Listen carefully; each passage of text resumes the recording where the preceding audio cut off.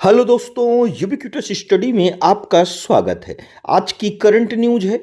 वित्त वर्ष 2025-26 में भारत ने वैश्विक स्तर पर पेटेंट फाइलिंग में कौन सा स्थान प्राप्त किया है? तो दोस्तों इसका सही उत्तर हो जाएगा छठा स्थान प्राप्त किया है, यानी कि ऑप्शन ए इसका सही हो जाएगा। आइए इसको हम लोग डिटेल्स में देख लेते हैं।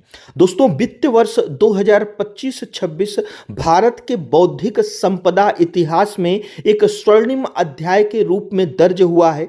केंद्रीय वाणिज्य और उद्योग मंत्रालय द्वारा साझा किए गए हालिया आंकड़ों के अनुसार भारत अब वैश्विक स्तर पर पेटेंट फाइलिंग के मामले में छठे स्थान पर पहुंच गया है। इस वर्ष भारत ने कुल 1,43,729 पेटेंट आवेदन दर्ज किए हैं, जो पिछले वर्ष की तुलना में 30.2% की ऐतिहासिक वृद्धि को दर्शाता है। वहीं पे दोस्तों इसमें जो है एक शब्द आया है पेटेंट फाइलिंग।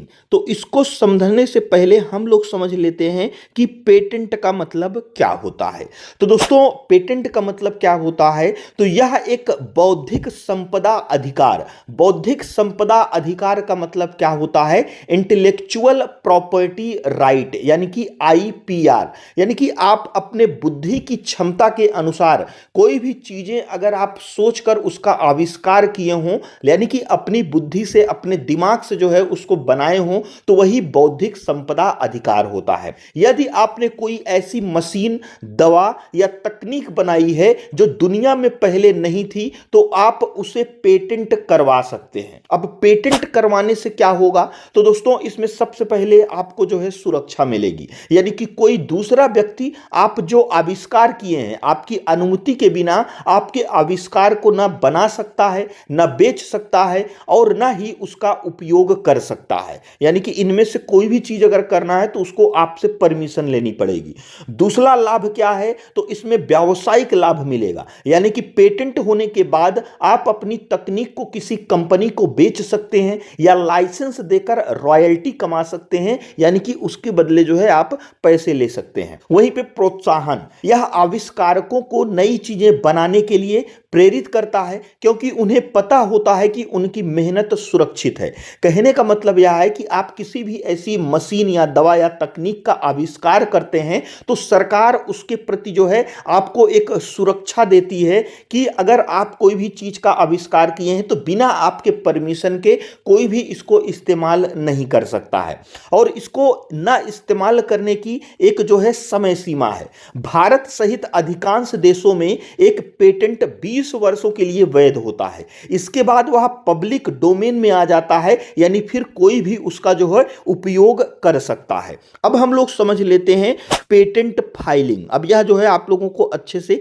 समझ में आ जाएगा। तो दोस्तों पेटेंट फाइलिंग अपनी किसी नई खोज या आविष्कार को कानूनी रूप से सुरक्षित करने की एक आधिकारिक प्रक्रिया है। जब कोई व्यक्ति या संस्था, जैसे कोई यूनिवर्सिटी या स्टार्टअप कुछ नया और उपयोगी बनाती है, तो वह सरकार के पास एक आवेदन जमा करती है ताकि उस आविष्कार पर उसका जो है एकमात्र अधिकार हो सके। तो आई होप कि आप लोगों को पेटेंट फाइलिंग का मतलब जो है पेटेंट के साथ साथ अच्छे से समझ में आ गया होगा। तो हम लोग आगे बढ़ते हैं। यह उपलब्धि भारत के नवाचार और अनुसंधान के प्रति बढ़ते झुकाव का प्रमाण है। सबसे उत्साहजनक तथ्य यह है कि कुल आवेदनों में से लगभग 69.4% आवेदन घरेलू आविष्कारकों द्वारा किए गए हैं। यह रुझान स्पष्ट करता है कि भारत अब केवल विनिर्माण का केंद्र नहीं, बल्कि इन्वेंटेड इन इंडिया के विजन के साथ एक नॉलेज सुपर पावर बनने की ओर अग्रसर है।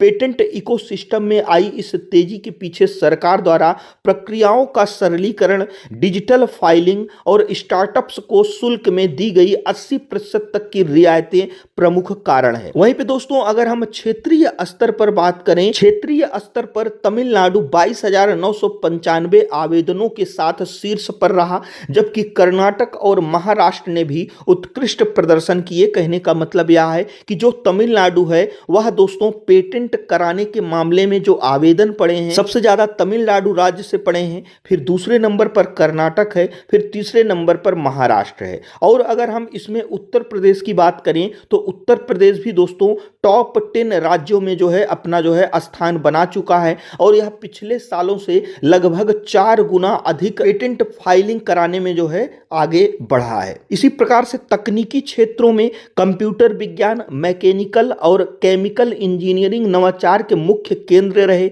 इसके साथ ही भारत ने ग्लोबल इनोवेशन इंडेक्स 2025 में भी 38वां स्थान प्राप्त कर अपनी अंतरराष्ट्रीय रैंकिंग में सुधार किया है। पेटेंट फाइलिंग में आई यह क्रांति भारत की युवा प्रतिभाओं और संस्थानों की सक्रिय भागीदारी का परिणाम है, जो भविष्य में देश की आर्थिक प्रगति को सुदृढ़ करेगी। इसी प्रकार से यह हमारा आज का करंट अफेयर्स था। जो हमारा आज का क्वेश्चन है वह है, भारत की वह पहली एफएमसीजी कंपनी कौन सी है जिसने हाल ही में 1 लाख करोड़ रुपए का वार्षिक टर्नओवर प्राप्त करने का गौरव प्राप्त किया है? तो इसमें से कौन सा ऑप्शन सही है हमें कमेंट बॉक्स में जरूर बताइएगा। और दोस्तों यदि वीडियो यूजफुल लगा तो हमारे चैनल को जरूर सब्सक्राइब करिएगा। वीडियो देखने के लिए आपका बहुत बहुत धन्यवाद।